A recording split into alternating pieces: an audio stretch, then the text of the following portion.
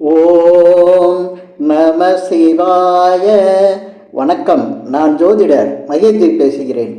தேர்தலில் வெற்றி இவருக்கு தான் அப்படிங்கிற பதிவை நான் இதில் போட்டிருக்கேன். இதில் என்ன சொல்லியிருக்கேன், நான் தம்ப்நெயிலில் போட்டிருப்பேன். 234 தொகுதிக்கும் இப்போ 2026 தேர்தலில் ரிசல்ட்டை நீங்களே தெரிஞ்சிடலாம் அப்படிங்கிற மாதிரி போட்டிருப்பேன். ஆமாம், அதுக்கான விஷயங்களை உள்ள பதிவில் நிறைய சொல்லியிருக்கேன்.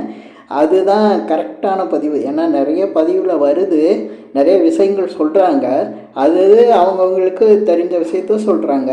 ஆனால் நான் இதில் சொல்லியிருக்கிற விஷயம் உங்களுக்கு ஈஸியாக புரிஞ்சிடும். அதே சமயத்தில் நான் சொன்ன மாதிரி 234 தொகுதிக்கும் ரிசல்ட்டை நீங்கள் முன்னாலே தெரிஞ்சுக்கலாம். அந்த அளவுக்கு நான் பல விஷயங்களை இதில் சொல்லியிருக்கேன். இந்த பதிவை நீங்கள் முழுசாக ரொம்ப கவனமாக கேளுங்க. பல விஷயங்களை இதில் கொண்டு வந்திருக்கேன். ஏன்னா தேர்தலில் போட்டி போடுறதுக்கு அதே சமயத்தில் அரசியலில் இருக்கவங்களுக்கு நிறைய ஆர்வம் இருக்குது. அவங்களுக்கு இந்த விஷயம் கிடைச்சதுன்னா நிறைய உதவியாக இருக்கும் அரசியலில் உள்ளவங்களுக்கு. அதனால் எல்லோரும் சாதாரணமாக இருக்கிறவங்களும் அதே சமயத்தில் அரசியலில் உள்ளவங்களுக்கு இந்த பதிவு ரொம்ப ஹெல்ப்பாக இருக்கும் அப்படின்ட்டு போட்டிருக்கேன். இப்போ பாருங்கள், இந்த பதிவை சொல்ல ஆரம்பிச்சிடுறேன். ஏன்னா நிறைய வேறு மாதிரி பேசிகிட்டு இருந்தால் பதிவு பெருசாக போகும், நான் சொல்ல வேண்டிய விஷயம் அதிகம் வராமல் போயிடும். அதனால் இப்போ பதிவை சொல்ல ஆரம்பிச்சிடுறேன். இப்போ பார்த்திங்கன்னா, அரசியல் அப்படின்னு எடுத்துக்கிட்டாலே எந்தெந்த கிரகம் பலமாக இருக்கணும் அப்படிங்கிறத சொல்லிடுறேன். ஒரு ஜாதகத்தில் செவ்வாய், குரு, சனி, சூரியன், சந்திரன் இந்த கிரகங்கள் பலமாக இருக்கணும். அப்படி பலமாக இருக்கணும்னா உச்சம், ஆட்சி இப்படி இருக்கலாம். மூல திரிகோணம்னு சொல்லுவாங்க. மூல திரிகோணம் உச்ச வீட்லேயும் ஆட்சி வீட்டில் தான் இருக்கும். அதனால் அதை பற்றி நம்ம பேச வேண்டாம்.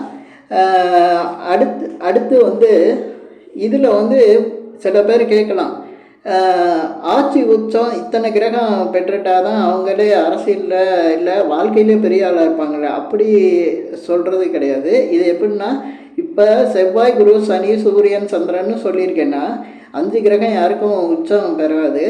ஆனால் அதில் 2 கிரகமோ 3 கிரகமோ நல்ல நிலையில் ஆட்சி உச்சமாக இருந்தால் நல்லாயிருக்கும். அது இல்லாமல் பல விஷயங்களையும் இந்த பதிவில் சொல்லியிருக்கேன்.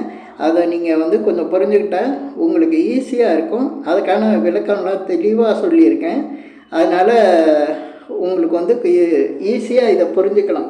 அதே சமயத்தில் ஒருத்தர் தேர்தலில் ஜெயிக்கணும்னா அவருக்கு குரு திசை, செவ்வாய் திசை, சூரிய திசை, இந்த மாதிரி சனி திசை, இந்த மாதிரி திசைகள் நடக்கும்போது அவங்களுக்கு அந்த வெற்றி வாய்ப்பு அதிகமாக இருக்குது. இப்போ நான் சொன்ன குரு திசை, செவ்வாய் திசை, சூரிய திசை, சனி திசை நடக்கும்போது அவங்களுக்கு வெற்றி வாய்ப்புகள் அதிகமாக இருக்கும். அதே போல் சந்திர திசையும் எடுத்துக்கணும். இதில் நான் சொன்னதில் பார்த்திங்கன்னா செவ்வாய், சந்திரன், அதே போல் சூரியன், இவங்கெல்லாம் அதிகமாக பலன் கொடுக்கக்கூடிய நிலையில் இருக்காங்க. இப்போ நான் செவ்வாய் பலம் பெற்று உச்சம் பெற்று இருக்குது அப்படிங்கிறத சில பேர் நினச்சிட்டு இருக்காங்க. இப்போ மகரத்தில் செவ்வாய் உச்சம், ஆனால் அங்கே நிஜமாக உச்சம் பெற்றிருக்காரா அப்படிங்கிறத நம்ம பார்த்துக்கணும். ஏன்னா செவ்வாய் திருவோண நாளில் இருந்தாருன்னா நீசம் பெற்றிருப்பார். அதை ஜாதகம் பார்க்கும்போது கவனமாக பார்க்கணும்.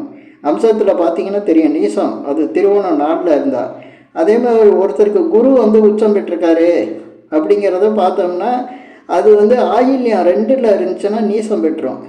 அதே சமயத்தில் சனி பகவான் உச்சம் பெற்றிருக்காரு அப்படின்னு பார்த்தீங்கன்னா அவர் விசாகம் 1ல் இருந்தாருன்னா நீசம் பெற்றிருப்பார்.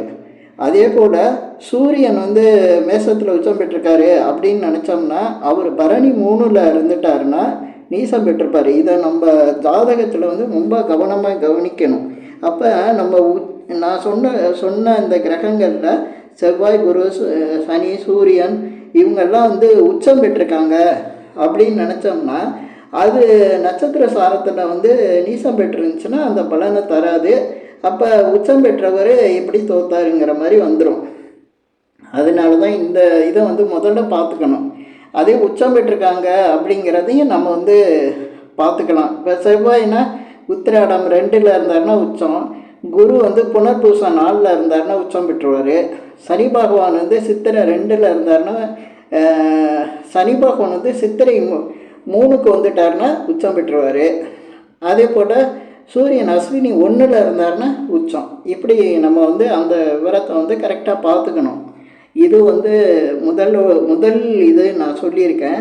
இப்படி கிரகங்கள்லாம் வந்து பலமான ஒருத்தர் தமிழ்நாட்டில் இப்போ இருக்க பெரிய அரசியல் தலைவருக்கு இந்த கிரகங்கள்லாம் உச்சம்தான். அவரை பற்றி நான் சொல்கிறேன். ஏன் அவர் வந்து தேர்தலில் தோல்வி அடைஞ்சார் அப்படின்னு. யார்? நம்ம கலைஞானி கமலஹாசன் அவர்கள். அவருடைய ஜாதகத்தில் அவருக்கு வந்து 3 கிரகம் நான் சொன்னதில் உச்சம் பெற்றிருக்கோம். ஆனால் அவர் ஏன் தோல்வி அடைஞ்சாருங்கிறத நான் சொல்லுவேன் இதில். இப்போ நம்ம வந்து இப்போ பதிவில் நான் வந்து ரொம்ப பேசாமல் இந்த விஷயங்களை மட்டும் நான் சொல்லிடுறேன். இப்போ வந்து பார்த்திங்கன்னா இதுக்கு அடுத்து நம்ம பார்க்க வேண்டியது சூரியனும் சனி தான். சூரியன் சனி தான் வந்து அரசியலில் மிகப்பெரிய உச்சத்துக்கு கொண்டு போகிறது, கீழே கொண்டு வர்றதும் சூரியன் சனி தான். இது யாருமே பேசாத ஒரு விஷயம். அதை நான் வந்து இதில் வந்து சொல்கிறேன். ஏன்னா அதை வச்சு தான் தேர்தலில் வெற்றி தோல்வியெல்லாம் நம்ம நிர்ணயிச்சிடலாம். அதுக்கு அடுத்தது தான் நாம் ஏற்கனவே சொன்னல, செவ்வாய், குரு, சனி, சூரியன், சந்திரன் இவங்கெல்லாம் பலம் பெற்று இருக்கணுன்ட்டு. இது வந்து சூரியன் சனிக்கு அடுத்து தான் நம்ம வந்து பார்க்க வேண்டிய விஷயம். முதல்ல சூரியன் சனியை வந்து வச்சு நம்ம ஒரு 75% வந்து நம்ம கண்டுபிடிச்சிடலாம். ஒருத்தர் தேர்தலில் ஜெயிக்க போகிறாரா தோக்க போகிறாருங்கிற விஷயத்த வந்து நம்ம சொல்லிடலாம். அது எப்படிங்கிறத சொல்கிறேன். இப்போ சூரியனுங்கிறத வந்து நம்ம காரகமாக எடுத்தோம்னா அது வந்து 5ஆம் இடம். 5 சனி பகவானுக்கு காரகமாக நம்ம என்ன சொல்கிறோம் அப்படின்னா 8ஆம் இடத்துக்கு சொல்கிறோம், ஆயுள் காரகன். அதனால் 8ஆம் இடத்துக்கு சொல்கிறோம். இந்த 5, 8 எனக்கு என்ன 58 வருது. இந்த 58னா வயசு பாருங்கள், அரசாங்க உத்தியோகத்திலேருந்து ரிட்டையர்ட் ஆகிற வயசாக இருக்கும். இப்போ மாற்றிருக்கலாம், இல்லை வேறு ஸ்டேட்டில் வேறு மாதிரி இருக்கலாம். ஆனாலும் 58ங்கிறது எல்லோரும் ஞாபகம் இருக்கும். இந்த 5, 8 சேர்ந்தாலே அங்கே வந்து அரசாங்க உத்தியோகம் காலி ஆகுது. அதாவது அரசு உத்தியோகம் போகுது. அரசில் வேலை பார்க்குறவங்களுக்கு நான் சொல்கிறேன், அரசாங்க வேலை பார்க்காதவங்களுக்கு கிடையாது. அரசு உத்தியோகத்துக்கு இந்த 5, 8 சேரும்போது அவங்களுக்கு அந்த வேலை போயிடுது. வேலை வந்து அவங்களுக்கு எடுத்துடுறாங்க, அரசை எடுத்துடுறாங்க. இது போல் நம்ம ஜாதகங்களில் வந்து சூரியனும் சனியும் சேர்ந்து இருக்கக்கூடாது. அதுவும் தேர்தல் அரசியலில், அதுவும் இப்போ ஒரு எம்எல்ஏக்கோ எம்பிக்கோ இருக்காங்க, அவங்க வந்து போட்டி போடுறாங்கன்னா அவங்களுக்கு வந்து சூரியனும் சனியும் சேர்ந்து இருக்கக்கூடாது. அப்படி சேர்ந்து இருந்தால் அவங்க வந்து தோல்வி அடைகிறாங்க. சரி, சேராமல் இருக்கிறவங்கெல்லாம் ஜெயிச்சிருக்காங்களா அப்படின்னா, ஆமாம். இப்போ சேராமல் இருக்காங்கன்னா 6, 8 சூரியன் சனியாக 6, 8 இருக்கிறவங்க உறுதியாக அவங்க ஜெயிச்சிருவாங்க. அவங்களுக்கு வந்து வெற்றிங்கிறது உறுதியாகும் சூரியன் 6, 8 வந்துச்சுன்னா.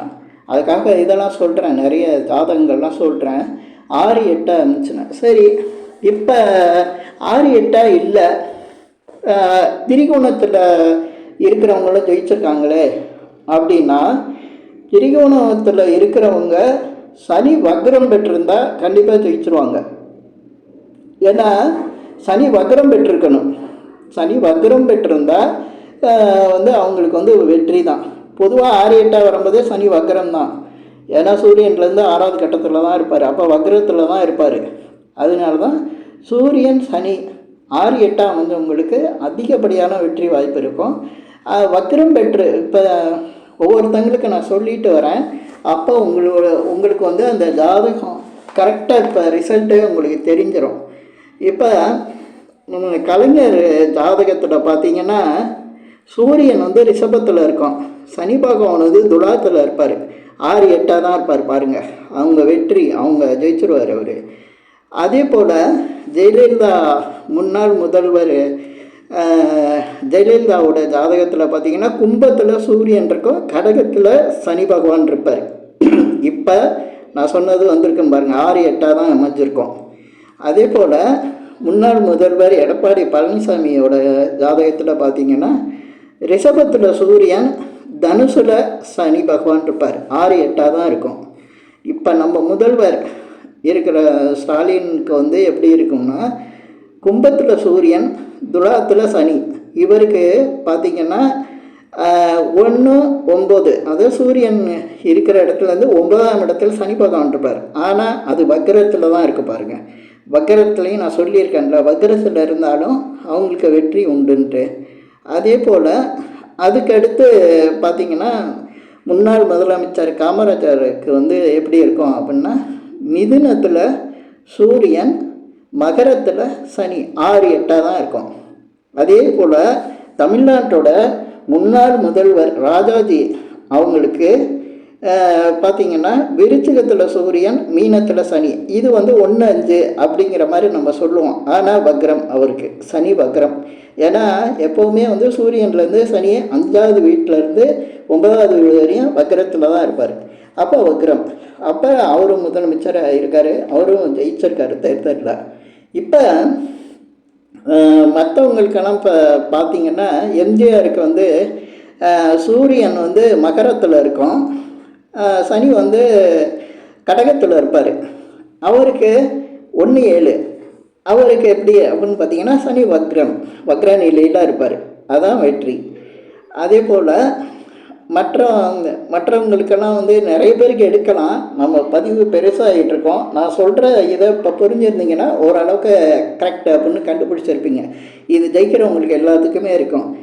இப்போ கமல் சாருக்கு நான் சொல்ல வந்தேன்ல, கமல் சாருக்கு வந்து அவருக்கு வந்து அவருக்கு செவ்வாய் உச்சம் மகரத்தில், குரு வந்து கடகத்தில் உச்சம், துலாத்தில் சனி உச்சம். இவ்வளவு 3 கிரகம், நான் சொன்ன அந்த 4-5 கிரகத்தில் 3 கிரகம் உச்சம். அவர் ஜெயிச்சு தானே இருக்கணும். ஏன் தோத்தார் அப்படின்னு பார்த்தீங்கன்னா, அவருக்கு சனி பகவானோட சூரியன் சேர்ந்து இருப்பார். எப்படி ஜெயிக்க முடியும்? ஒரே இடத்துல ஒரே துலாத்தில் இருப்பாங்க. அவர் வெற்றி. ஆனாலும் அவருக்கு பாருங்கள், செவ்வாய் குரு சனிலாம் உச்சம், அந்த ராஜ கிரகங்கள்லாம் உச்சம் பெற்றோன்னே அவருக்கு தேர்தலில் ஜெயிக்கலாட்டியும் அவருக்கு பதவியை, ராஜ்யசபாவை எம்பி ஆகிட்டார் பாருங்க. அந்த ராஜ கிரகங்களில் வந்து அவருக்கு பதவிங்கிறத கொடுத்துருச்சு தேர்தலில் ஜெயிக்காமலே. அப்படி இருக்கிறவங்களுக்கும் அரசியலில் இருக்கிறவங்களுக்கு இந்த மாதிரி பதவியும் கிடச்சிரும் அந்த ராஜ கிரகங்கள் வந்து உச்சம் பெற்று இருக்கும்போது. அப்போ ஜெயிக்காமல் போகிறதுக்கு காரணமும் நான் சொல்லிட்டேன். இப்போ இந்த விஷயத்தை வச்சு நீங்கள் 234 தொகுதியிலையும் போட்டி போடுறவங்கள வச்சு அவங்க சுயஜாதகம் கரெக்டாக கிடைக்கணும். அதே போல் அந்த போட்டி போடுறதில் மெயினாக யாருக்கு போட்டி இருக்கோ அவங்களுடைய ஜாதகங்களை மட்டும்தான் நம்ம பார்க்கணும். அதுக்காண்டி சுயேட்சை வேட்பாளர் ஒருத்தர் ஜெயிக்கவே முடியாது. அதே போல் ஒரு சின்ன கட்சியாக இருக்கும், அவங்க இதெல்லாம் நம்ம எடுத்துக்க முடியாது. ஏன் எடுத்துக்க முடியாதுன்னா, நிச்சயமாக அவங்களுக்கு ராஜ கிரகங்கள் சரியாக இருக்காது. அதனால் அவங்க போட்டிக்கு வாய்ப்பு இல்லை. ஆனால் மெயினாக போட்டிடுற 2 பேரோட ஜாதகத்தில் இப்போ நான் சொன்ன இந்த விஷயங்களை வந்து கம்பேர் பண்ணி பார்த்தா யாருக்கு வெற்றிங்கிறத உறுதிப்படுத்தலாம். அது தாங்க. இதில் தான் நான் வந்து இந்த மாதிரி பதிவில் யாரும் சொல்ல மாட்டாங்க, இந்த மாதிரி ஒரு சீக்ரெட்டான விஷயத்தை கண்டுபிடிக்கலாம் அப்படின்ட்டு. அதை வந்து நான் இதில் சொல்லியிருக்கேன். ஏன்னா சுற்றி சூரியன் உச்சம் பெற்றிருக்கணும், செவ்வாய் பலமாக இருக்கணும், சனி பலமாக இருக்கணும். அப்படின்னா எல்லாருக்கும் அது ஏதோ ஒரு வகையில் எப்படியோ ஒரு பலம் கொடுத்துக்கிட்டு இருக்கோம். அது நிறைய விஷயங்கள் பேசிக்கிட்டு இருக்கணும். இப்போ நான் இந்த பதிவில் சொல்லியிருக்கிறது ரொம்ப ஷார்ட்டாக சொல்லியிருப்பேன். இதில் ஒரு விஷயம், ராகு கேதுவையும் நம்ம பார்க்கணும். ராகு கேது எப்படின்னா, ஒருத்தருக்கு ராகு 10ல் இருந்தால் அவருக்கு வெற்றி வாய்ப்பு கூடுதலாக இருக்கும். அப்போ மற்றதையும் கணக்கு போட்டுட்டு இந்த ராகு கேதுவையும் பார்க்கணும். ஏன் ராகுக்கு கூடுதலாக இருக்கும் அப்படின்னா, முன்னிலைனா ராகு, பின்னிலை அப்படின்னா பின்தங்கி இருக்காங்கன்னா அவங்க கேது. ஏன்னா பாம்போட தலை முன்னால் போயிட்டுருக்கோம், பின்னால் வந்து அந்த கேதுவோட வாடு வந்துட்டுருக்கோம். இதுதான் தேர்தலில் நடக்கிற அந்த ரிசல்ட் சொல்லும்போது ஒருத்தரை சொல்லி அவர் வந்து இப்போ வந்து திமுக வேட்பாளர் அதிமுக வேட்பாளரை விட முன்னிலைன்னு சொல்லுவாங்க. அப்போ திமுக வேட்பாளர் ராகு, இங்கே அதிமுக வேட்பாளர் கேது. அதே ஒரு இதில் சொல்லுவாங்க அதிமுக வேட்பாளர் திமுக வேட்பாளரை விட முன்னிலை அப்படிம்பாங்க. அப்போ அதிமுக வேட்பாளர் ராகு, திமுக வேட்பாளர் கேது, இப்படி தான் எடுத்துக்கணும். அப்போ இந்த ராகு கேது எங்கே வச்சு பார்க்கணுன்னா 10ல் ராகுவும் கேது 4லையும் இருக்க ஜாதகங்களில் பார்க்கும்போது மற்ற கிரகங்களும் சூரியன் சனியை வச்சு பார்க்கும்போது துல்லியமாக நம்ம ரிசல்ட் அடிக்கலாம். துல்லியமான ஒரு ரிசல்ட்டு. இப்போ 234 தொகுதியிலையும் நான் போய் எடுக்க முடியாது. ஏன்னா எனக்கு அந்த அளவுக்கு பழக்கம் யாரையும் தெரியாது. தெரிஞ்சாலும் நான் போய் செய்ய முடியாது. ஏன்னா 234 பேரையும் நான் போய் செய்ய முடியாது. ஆனால் இந்த கிடைச்ச இடங்களில் ஜோதிடர்களோ இல்லை அரசியலில் உள்ளவங்களோ அவங்க ஜாதகங்கள் கிடைச்சா நான் சொன்ன மெத்தடை வச்சு நீங்கள் பார்த்தீங்கன்னா 234க்கும் ரிசல்ட்டு வேட்பாளர் அறிவித்த பிறகு கன்ஃபார்ம் ஆன பிறகு போட்டி நாள் தேர்தல் வரத்துக்கு ஒரு கூடுதல் முன்னால் எவ்வளோ நாள் இருக்கோ அப்போயே நீங்கள் வந்து அந்த கணக்கு போட்டு தெரிஞ்சுக்கலாம் வெற்றி தோல்வி. அது கரெக்டாக வருங்க. இதில் இந்த பதிவில் நான் சொன்ன விஷயங்கள் உங்களுக்கு பிடிச்சிருந்தால் ஷேர் பண்ணுங்கள், லைக் பண்ணுங்கள், இந்த சேனலுக்கு சப்ஸ்கிரைப் பண்ணுங்கள். என்கிட்ட ஜாதகம் பார்க்கணுன்னா மட்டும் கீழே இருக்க என் நம்பருக்கு கால் பண்ணுங்கள். நன்றி, வணக்கம்.